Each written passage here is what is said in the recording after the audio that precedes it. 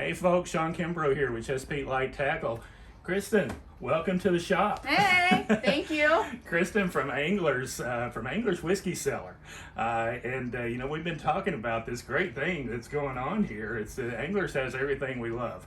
They got hunting supplies, they got the right stuff for fishing, and now they got top shelf whiskey, top shelf bourbon and rye whiskey, and what else do you need? I made the point, when I was over talking to you guys a little earlier, that this is a part of country where we work hard and we play hard, and we take our play seriously. Yeah.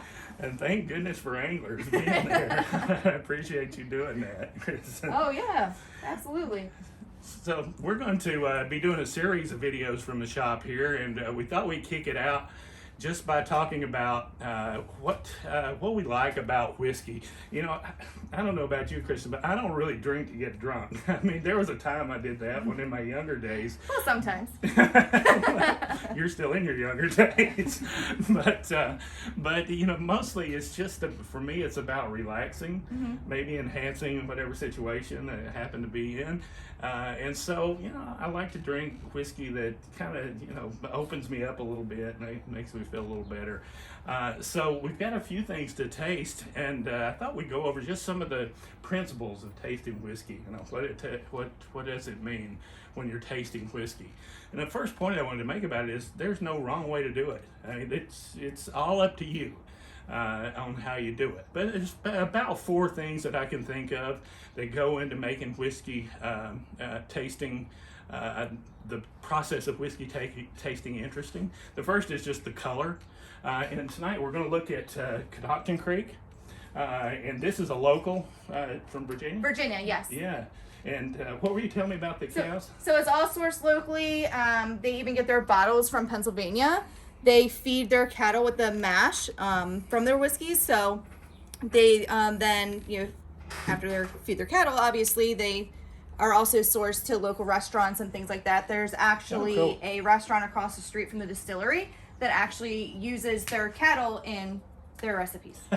Well, that's fantastic. Yes. Yeah, and I heard they even get the bottles locally. Yep, Pennsylvania. So, that's fantastic.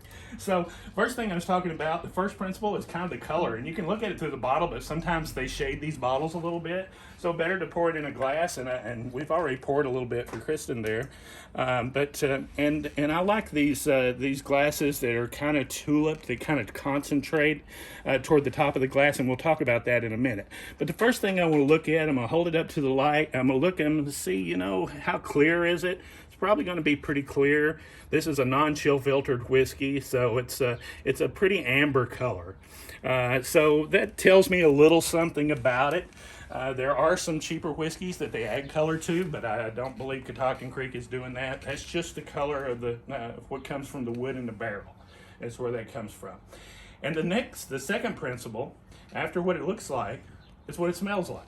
Is the nose, they call it. So let's see what it smells like. And that's why you use these glasses. This is why they kind of tulip there, because it concentrates. When you sniff it, keep your mouth open. Okay. And the reason you do that is because it just kind of keeps the flow moving, and it allows you to taste it on your taste buds as well as smell it. So let's try that. So what do you smell? Remember, there's no right or wrong. It's whatever it smells or feels like to you. So to me, it's a little spicy. Yeah. I do get a hint of caramel. Right. So do I. Some sort of cedar. Cedar. Oh, I like that. I get that too.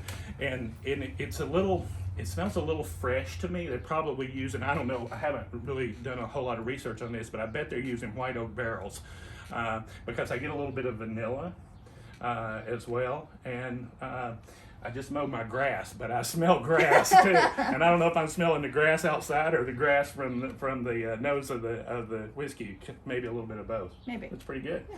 The third thing we're going to do is taste it. All right. Hate to do that. Don't want to waste it. So same thing. Kind of keep breathing when you taste. You want to try to get the full aroma because you taste through your nose as well as through your taste buds. And just a little sip. And the first time I just tasted and swallowed. Mm-hmm. I'm like, what I get from that? Once again, there's no right or wrong. It's what it tastes like to you. And so a lot of people, this is the time when you'll say, oh, that's so smooth. You know, and people talk about smooth like it's a compliment. It's not always for good whiskey. Now, there are people who love good drinkable whiskey. That's usually what they mean when they say smooth. But it's not always complimentary when you're talking about whiskey. For example, I don't like smooth whiskey. I like it to jump up and bite me a little bit. and this does. It tastes a little young to me. I can taste the oak. And when we talk about tasting, a lot of times we try to narrow it down. For example, taste again.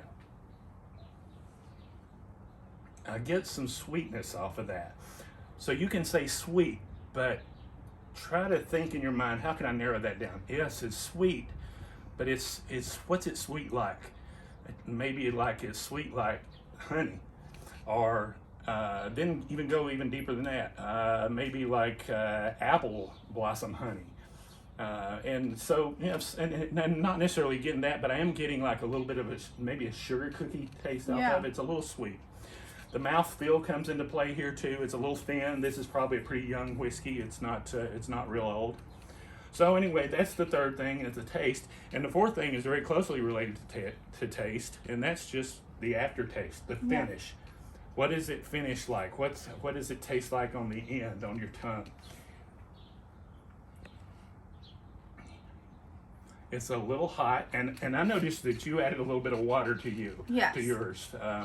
Why did you do that? Just to take a little bit of that spice out and to just so it's not so potent for me. To open it up a little bit. And it's funny how just even a drop or two of water can completely open up a good whiskey or good bourbon. And it can completely change both the smell and the flavor. So you may be tasting something, you know, completely different than what I'm tasting right here. But on the aftertaste, you know, is it hot? You know, how is that finish? How does it leave you feeling? Does it make you feel warm inside? Yes. And this is not a real strong. This is only 80 proof, so it's not, you know, it's not a cask strength or anything like that. But it's nice.